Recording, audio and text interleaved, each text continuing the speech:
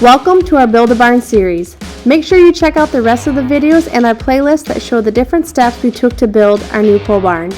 In this video, we will be designing and constructing our own custom trusses and sliding barn doors. We do this with the wood that we milled from trees from our property. Alright, so we are building the trusses for the new barn. I didn't video what it took to figure this out because that would have been a really long video. However, I've got the first one built and I traced it, and I also made some jigs.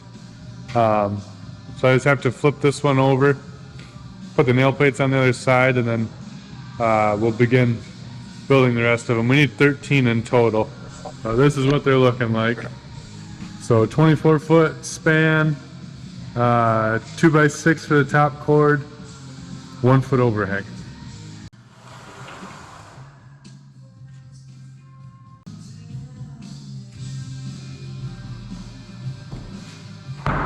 I was trying to figure out a way to put these plates on. I thought about it for a while.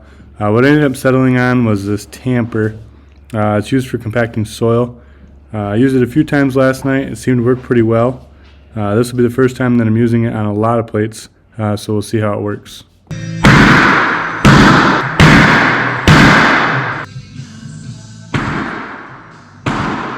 I got them most of the way on with this tamper, and I'll finish them up with a hammer now. Okay, just gotta do that 12 more times.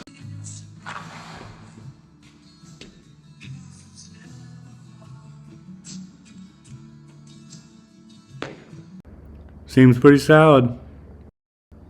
So as you can see, I went out and bought some 2x4s. Opening day of Michigan whitetail season is on Saturday. The area where the trees are is pretty close to some bedding areas. So for the cost of a few $100s that it cost me to buy some 2x4s, I'm not going to risk pushing my deer out of the area. So I designed these trusses with a 2x6 top header, or top cord I should say, and a 2x4 bottom cord. It's a standard 412 pitch with a 1 foot overhang. Using the Pythagorean theorem, I was able to figure out the length of the top cords and also the height of the run. That way I was able to design the truss. Once the first truss was designed, I just traced it on the concrete and then replicated it every time.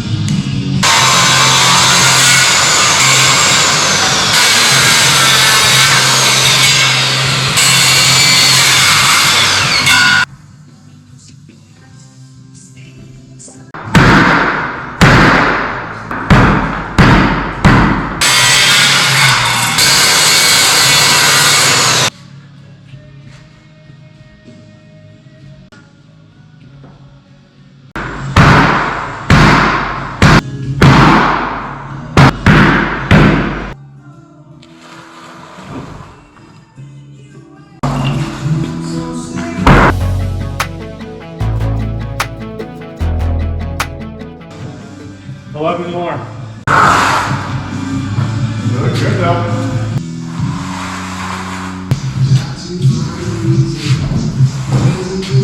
Get a 6 off the trailer. If you want to grab a 10 and a 14.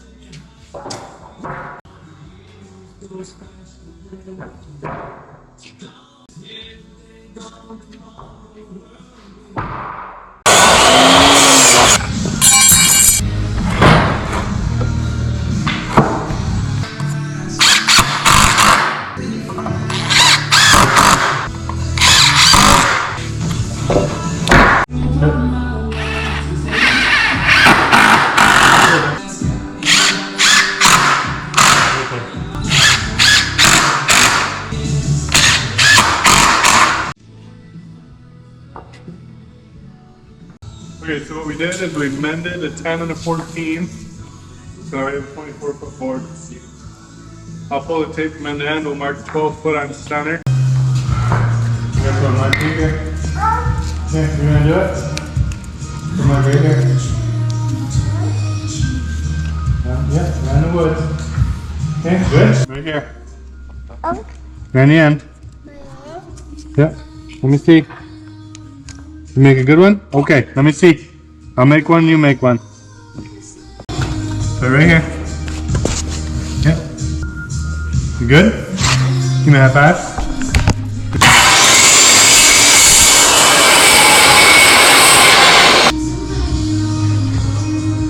Almost. Right here. Like this. See how Daddy does it? Okay, go ahead. Pretty darn close. Good. Good? Okay. Let's mark this spot too. Yes. Yep, right here. Can I see it real quick? I'll give it right back. There you go.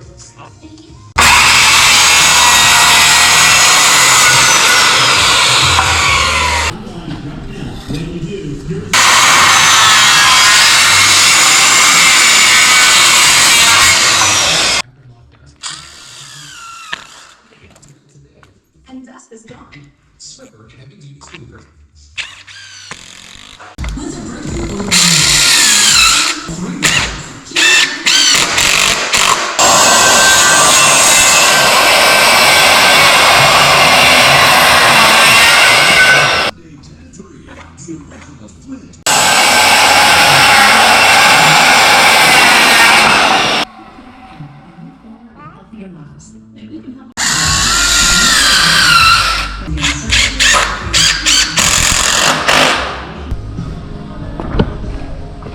Are you sunning yourself, Miss Bonnie?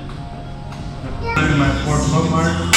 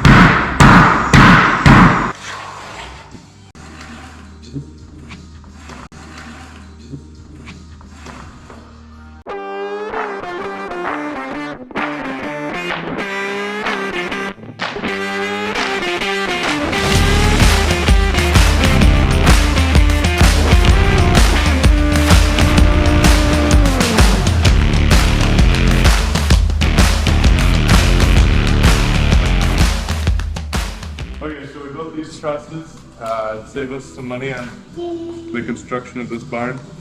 We had to buy the top cords for 3 of them, but we were able to mill the top cords for the remaining 10.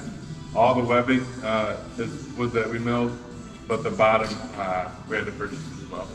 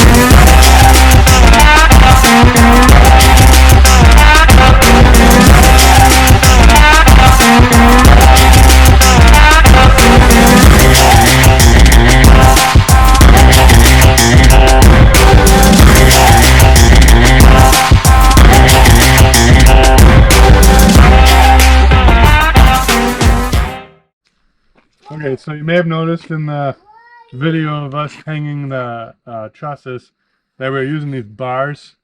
This is something a buddy of mine and I made up. All we did is set it up so that when you lock these on, your trusses are 4 foot on center. So we made 12 of them. We can set probably about 3 trusses at a time, but it makes it really fast. That way the guy that's flying them up can fly one up. You lock these bars on, and then we'll bring the crane or excavator, whatever we're using, over, grab the next truss, and you can fly that up and you can keep everybody moving.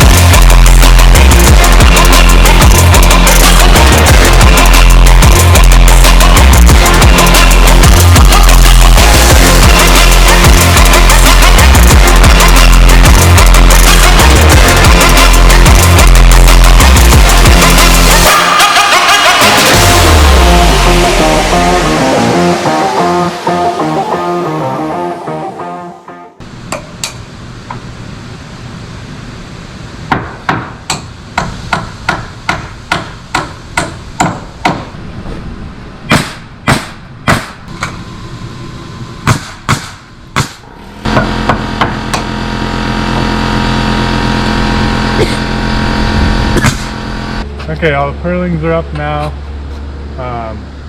We spaced them all 24 inches on the center. We're working on cutting the tails off the gable ends. We already cut the eave side. Yeah, we'll go 161. Okay.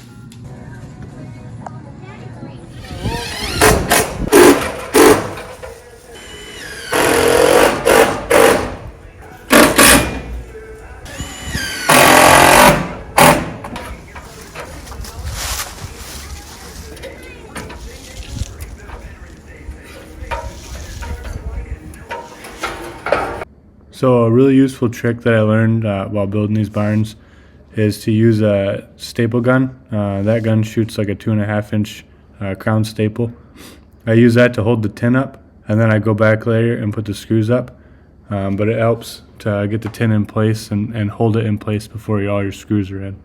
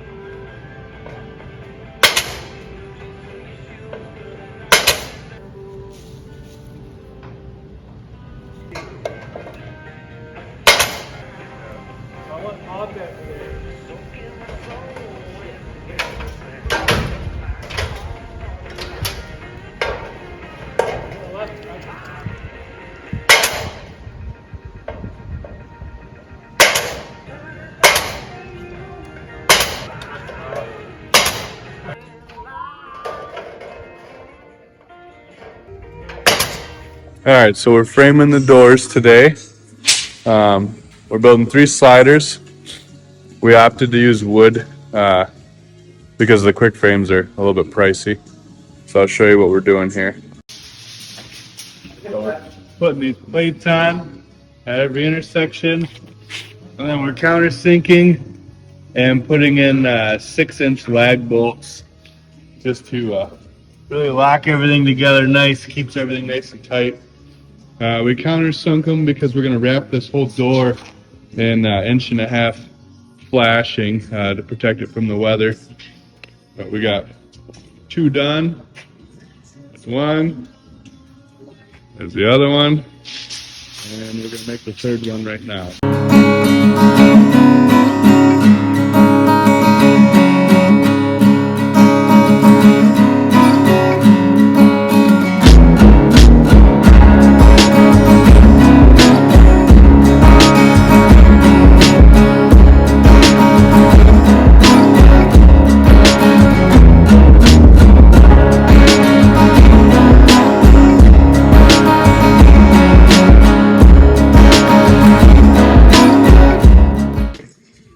Alright, so we're going to finish wrapping these doors today. We're going to get them hung up.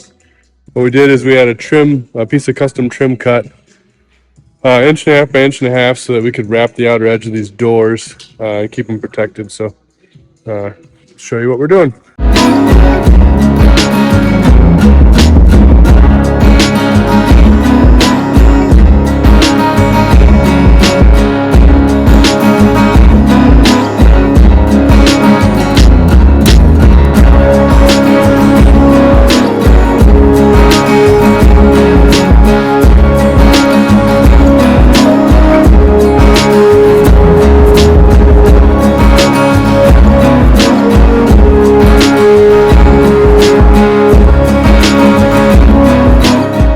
Okay, so if you saw, we had to move all these brackets.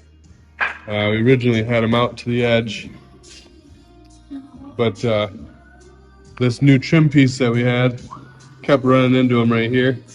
So we just slid them all in to make room for this new piece of trim.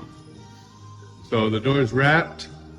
We pre-mounted the rollers. Those are on. And now we're gonna go hang them up. Alright, that wraps up this video. We hope you enjoyed learning how we made our own custom trusses and sliding barn doors. We hope you've learned a thing or two along the way. We have one video left in this installment of our Build-A-Barn series, and that's where we hang up the tent and put the finishing touches up on the barn. We hope you enjoy it. Thank you for watching, and we hope you enjoyed this video. Don't forget to hit like and subscribe in order to see more action in our household.